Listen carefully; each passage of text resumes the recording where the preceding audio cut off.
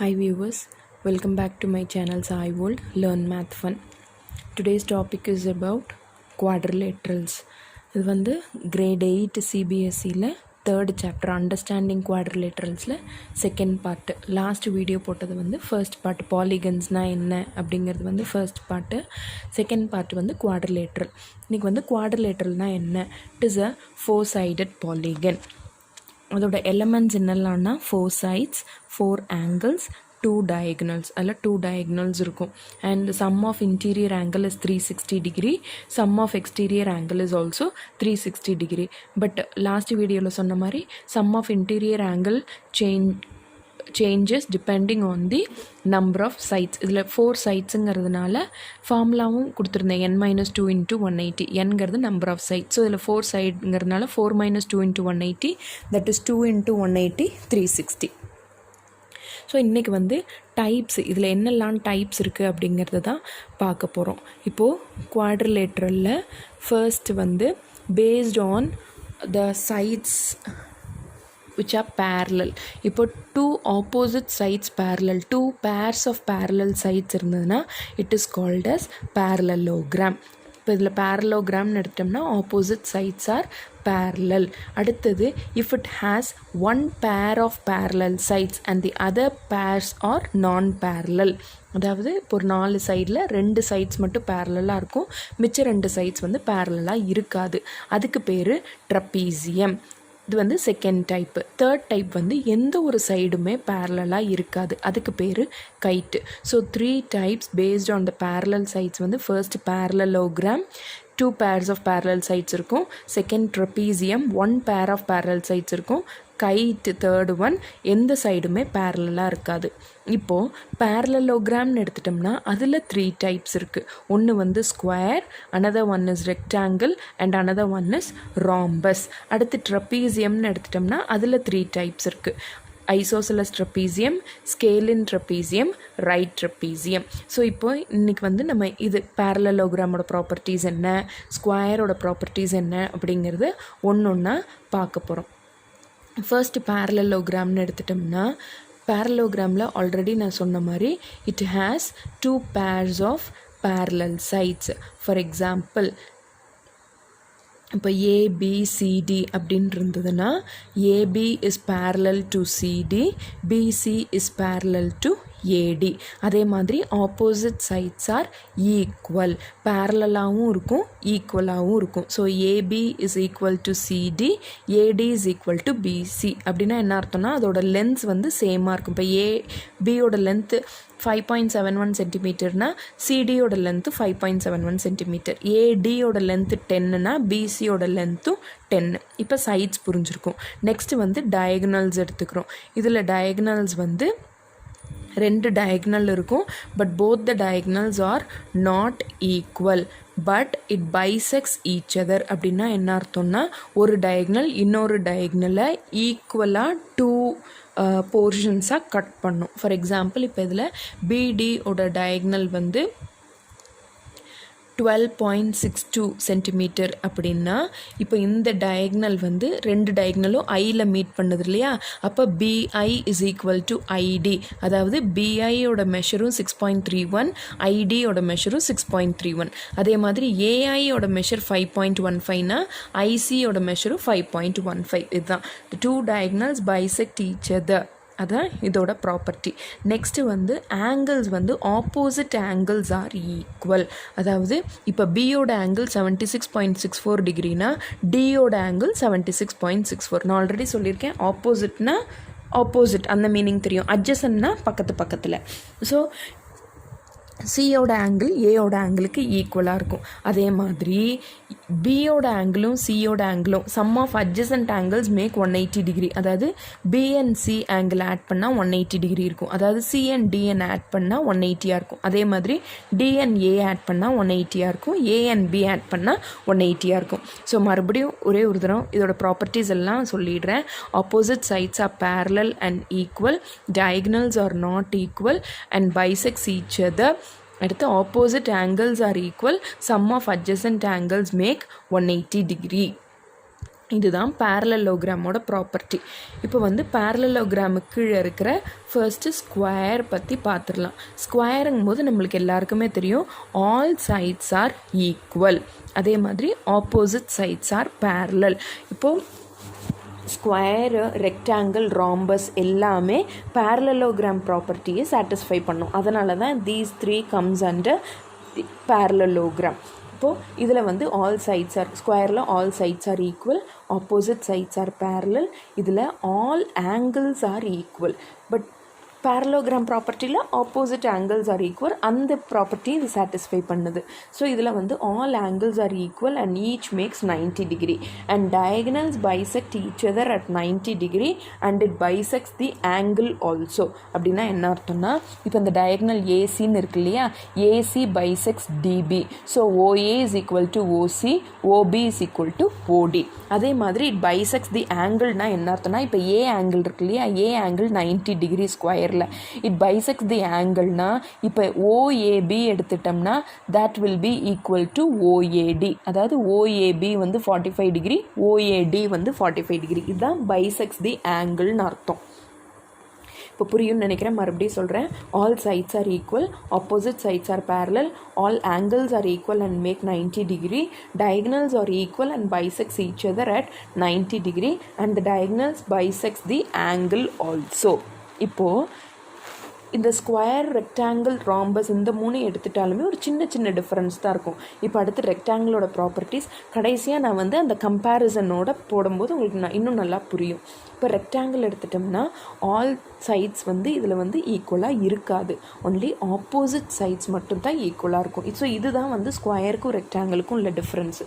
ஸ்கொயரில் all sides are equal, but ரெக்டாங்கிளில் opposite sides are equal. எப்பயுமே இந்த மாதிரி ப்ராப்பர்ட்டிஸ் படிக்கும்போது 2 ஷேப்ஸை வந்து நம்ம கம்பேர் பண்ணி படித்தோம்னா நம்மளுக்கு வந்து ஈஸியாக அண்டர்ஸ்டாண்ட் பண்ணிக்க முடியும். அதே சமயத்தில் அந்த ப்ராப்பர்ட்டிஸும் நம்மளுக்கு மறக்காது. ஸோ ரெக்டாங்கிளில் opposite sides are equal and parallel, இதில் all angles are equal and make 90 degree, diagonals are equal and bisects each other. So இதில் ஸ்கொயருக்கும் இதுக்கும் என்ன டிஃப்ரென்ஸ்னால், அதில் ஸ்கொயரில் வந்து diagonals are equal and bisects each other at 90 degree. அதாவது அந்த சென்ட்ரு ஓ இருக்கு இல்லையா, அதில் வந்து அந்த 2 டயகனல்ஸ் வந்து 90 டிகிரி மேக் பண்ணும். ஆனால் ரெக்டாங்கிளில் அப்படி கிடையாது, இட் பைசெக்ட்ஸ் மட்டும்தான். அதே மாதிரி இதுலேயே sum of adjacent angles make 180 degree and opposite angles are equal. இதில் வந்து இந்த ஆங்கிள்ஸ் வந்து பைசெக்ட் பண்ணாது, சரியா? நான் பண்ணாதுங்கிறத சொல்ல விரும்பலை, பட் ஸ்கொயரில் diagonal bisects the angle also. இதில் வந்து சேஞ்ச் ஆகும். ஃபார் எக்ஸாம்பிள், இந்த ஓஏபிங்கிற ஆங்கிள் 30 இருந்ததுன்னா ஓஏடிங்கிற ஆங்கிள் 60 கூட இருக்கலாம். It differs. இப்போ நான் மறுபடியும் ரெக்டாங்கிளோட ப்ராப்பர்ட்டி சொல்கிறேன். Opposite sides are equal and parallel, diagonals are equal and bisects each other, all angles are equal and makes 90 degree, sum of adjacent angles make 180 degree, opposite angles are equal. Next is about rhombus. rhombusலையும் some square மாதிரியே தான், all sides are equal and opposite sides are parallel, the same as square. So இங்கே வந்து diagonals are not equal. Difference இதுதான் ஸ்கொயருக்கும் ராம்பஸ்க்குள்ள difference. இங்கே diagonals are not equal but bisects each other at 90 degree.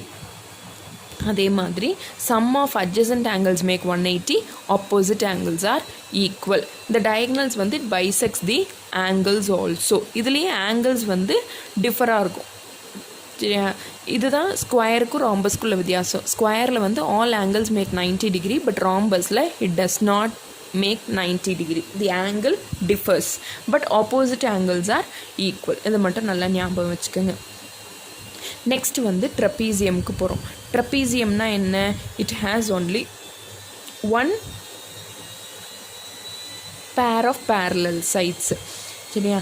இதில் வந்து இப்போ ஒரு டைப்லேயும் ஒரு மாதிரி இருக்கும். இப்போ ஃபார் எக்ஸாம்பிள் ஸ்கேலின் ட்ரப்பீசியம் எடுத்துட்டு ஃபர்ஸ்ட் ஐசோசெலஸ் போய்க்கலாம். ஐசோசெலஸ் ட்ரப்பீசியம்னு எடுத்துட்டோம்னா 2 sides are parallel, AB and CD are non-parallel sides, AD and BC are parallel sides. இப்போ ஐசோசெலஸுங்கும் போது இந்த non-parallel சைடு இருக்கு இல்லையா, AB and CD, இது வந்து ஈக்குவல் மெஷரில் இருக்கும். இப்போ நான் பேரலல் சைட்ஸ் வந்து ஈக்குவலாக இருந்ததுன்னா அதுக்கு பேர் ஐசோசெலஸ் ட்ரெபீசியம். ஐசோசெலஸ் ட்ரெபீசியமில் டயகனல்ஸ் ஈக்குவலாக இருக்கும். And the sum of transversal angle. Transversal ஆங்கிள்னால் இப்போ இந்த பேரலல் சைட்ஸ் இருக்கு இல்லையா, ஏடி அண்ட் பிசி, இந்த ரெண்டு பேரலல் லைனை கட் பண்ணுற ஆங்கிளுக்கு லைனுக்கு பேர் தான் டிரான்ஸ்வர்சல் லைன். அதாவது AB is one transversal, CD is one transversal. So transversal ஆங்கிள்ங்கும் போது angle A and angle B அதோட சம் வந்து இட் மேக்ஸ் 180 டிகிரி. அதே மாதிரி angle C and angle D அதோட சம் வந்து மேக்ஸ் 180 டிகிரி. இதில் அதுதான். ஆனால் பேரலலோகிராமில் எந்த அட்ஜசன்ட் ஆங்கிள்ஸை ஆட் பண்ணாலும் நம்மளுக்கு 180 டிகிரி கிடைக்கும். பட் ட்ரெபீசியமில் ஒன்லி த டிரான்ஸ்வர்சல் ஆங்கிள், அதாவது the angle made between the transversal line and the parallel line, அதுக்கு பேர் தான் transversal angle. Sum of transversal angle மட்டும்தான் makes 180 in trapezium. So isosceles ட்ரெபீசியம்னா நான் பேரலல் சைட்ஸ் ஈக்குவலாக இருக்கும். நெக்ஸ்ட் வந்து scalene trapezium. Scalene ட்ரெபீசியம்ங்கும்போது இந்த நான் பேரலல் சைட்ஸ் வந்து ஈக்குவலாக இருக்காது. அதே மாதிரி இதில் டயகனல்ஸும் ஈக்குவலாக இருக்காது. இதுதான் வந்து ஸ்கேலினுக்கும் ஐசோசெலஸ் ட்ரெபீசியமுக்கும் உள்ள டிஃப்ரென்ஸு. அடுத்தது ரைட் ட்ரெபீசியம்ங்கும்போது ரெண்டு ஆங்கிள் வந்து 90 டிகிரியாக இருக்கும். அதுதான் ரைட் ட்ரெபீசியம். ஸோ இதில் பார்த்தாலே தெரிஞ்சிடும். Angle B and angle D add பண்ணால் 180 கிடைக்கும். Angle R and angle A add பண்ணால் 180 டிகிரி கிடைக்கும். மாற்றி ஆட் பண்ணால் இதில் 180 கிடைக்காது. இந்த டிரான்ஸ்வர்சல் ஆங்கிள்ஸ் மட்டும்தான் ரெண்டே ஆட் பண்ணால் 180 கிடைக்கும். நல்லா ஞாபகம் வச்சுக்கோங்க. ஸோ நெக்ஸ்ட்டு வந்து கைட்டு. கைட்டில் வந்து ஒரு சைடுமே வந்து பேரலாக இருக்காது. அதுதான் கைட்டோட ப்ராப்பர்ட்டி, முக்கியமான property. No sides are parallel. அப்புறம் 2 pairs of adjacent sides are equal. அதாவது இதில் எடுத்துட்டோம்னா இங்கே டயக்ராம்லேயே தெரியும். இப்போ ஒரு கோடு போட்டிருக்கு இல்லையா, அப்போ அந்த ரெண்டு சைடும் ஈக்குவல். இந்த ரெண்டு கோடு போட்டிருக்கிற இந்த ரெண்டு சைடும் ஈக்குவல். ஸோ இதுக்கு இந்த சைடுக்கு இந்த சைடு தான் ஈக்குவலாக இருக்கும், இந்த சைடுக்கு இந்த சைடு தான் ஈக்குவலாக இருக்கும். அதே மாதிரி diagonals are not equal, but the larger diagonal, இந்த பெரிய diagonal இருக்கு இல்லையா, it bisects the smaller one. அப்படின்னா என்ன அர்த்தம்னா, இப்போ larger diagonal வந்து இப்போ smaller diagonalோட length வந்து 10 சென்டிமீட்டராக இருந்ததுன்னா அது வந்து இந்த ஃபார் எக்ஸாம்பிள் ஓஏ ஓசின்னு எடுத்துட்டோம்னா ஓஏ ஓசிக்கு ஈக்குவலாக இருக்கும். ரெண்டையும் 5 5ஆக பிரிக்கும். அதே மாதிரி இந்த larger diagonal bisects the angle also. This angle is பைசெக்டட்னு எழுதியிருக்கு பாருங்க. அப்படின்னா என்ன அர்த்தம்னா, என்ன ஆங்கிள் இருக்கோ அதை ஈக்குவலாக பிரிக்கிறது. அதுதான் திஸ் ஆங்கிள் இஸ் பைசெக்டட் அப்படின்னு அர்த்தம். பைசெக்டட்னா ரெண்டாக பிரிக்கிறது. இதுதான் வந்து கைட்டோட property. So I think you will all be clear with the properties of all different types of quadrilateral. Now we are going to see the formula for finding the area and perimeter of each quadrilateral. ஒரு quadrilateral different typesக்கும் எப்படி perimeter கண்டுபிடிக்கிறது, area கண்டுபிடிக்கிறதுங்கிற ஃபார்முலாவை தான் இப்போ பார்க்க போகிறோம். பெரிமீட்டர்னா அதோட boundary, சுத்தளவு கண்டுபிடிக்கிறது. So perimeter is nothing but sum of all sides. அதோட இப்போ 4 சைடு குவாட்ரிலேட்டருக்கு 4 சைடுனா 4 சைடியோட லென்த்தையும் ஆட் பண்ணுறது தான் பெரிமீட்டர். ஸோ அது வந்து எல்லாத்துக்குமே சேம் தான், அது தனியாக எக்ஸ்பிளைன் பண்ண வேண்டியதில்லை. இப்போ ஏரியான்னு எடுத்துட்டோம்னா ஒன்றுத்துக்கும் டிஃபர் ஆகும். இப்போ ஸ்கொயர் எடுத்துட்டோம்னா ஸ்கொயரோட ஏரியா வந்து ஒரு சைடோட லென்த் இன்ட்டு இன்னொரு சைடோட லென்த், சைடு இன்ட்டு சைடு. இப்போ ஸ்கொயருங்கிறதுனால ரெண்டு சைடு, எல்லா சைடுமே ஈக்குவல். ஸோ இப்போ ஒரு சைடை ஏன்னு எடுத்துட்டோம்னா ஏ இன்ட்டு ஏ, அதுதான் ஸ்கொயரோட ஏரியா. அதே மாதிரி முக்கியமான விஷயம், பெரிமீட்டர் எழுதும்போது யூனிட்ஸ்னு எழுதணும், ஏரியா எழுதும்போது ஸ்கொயர் யூனிட்ஸ்னு எழுதணும். ஃபார் எக்ஸாம்பிள் ஒரு சைடு வந்து 5 சென்டிமீட்டர் அப்படின்னு ஸ்கொயரில் இருந்ததுன்னா அப்போ பெரிமீட்டர் வந்து 5 + 5 + 5 + 5 தட் இஸ் 20 சென்டிமீட்டர் அப்படிங்கிறது ரொம்ப முக்கியம். அதே மாதிரி ஏரியானா சைடு இன்ட்டு சைடு, அப்போ 5 × 5 25 ஸ்கொயர் சென்டிமீட்டர் அல்ல சென்டிமீட்டர் ஸ்கொயர் அப்படிங்கிறது ரொம்ப முக்கியம். நம்ம எப்பயுமே மெஷர் பண்ணி அதோட பெரிமீட்டரோ ஏரியாவோ எழுதணும்னா யூனிட்ஸ் தான் ரொம்ப முக்கியமானது. ஸோ அதை மறந்துடாதீங்க. ஸோ ஃபர்ஸ்ட் பெரிமீட்டர் ஆஃப் ஸ்கொயர்னா sum of all sides, area of ஸ்கொயர்னா சைடு இன்ட்டு சைடு. நெக்ஸ்ட் ரெக்டாங்கிள்னா ரெக்டாங்கிளில் only opposite sides are equal. So இப்போ இதை நாளே ஆட் பண்ணிட்டா அது வந்து பெரிமீட்டர். பட் ஏரியாங்கும்போது ஒன்று லென்த்து ஒன்று breadth. So area of rectangle is length into breadth square units. Next வந்து குவாட்ரிலேட்ரல். குவாட்ரிலேட்ரல்னு எடுத்துட்டோம்னா half d into h1 plus h2.